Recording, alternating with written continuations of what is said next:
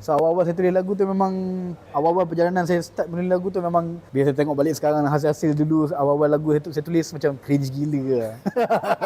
Apa benda tak jadi ni. But again that was a journey lah. You Journey get proses dia lah. Proses dia. You get better through time lah. Alhamdulillah. Antara inspiration saya yang saya start and habis produce satu lagu yang saya tulis untuk saya punya wife sekarang.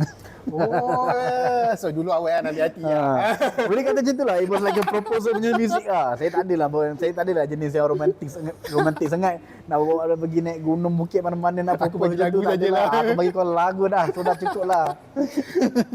Dan saya kahwin dengan dia tahun 2020. Kita orang pengantin COVID yang tu. So bila luang saya sebelum kita orang kahwin tu, kita ada banyak luang masa bersama kan.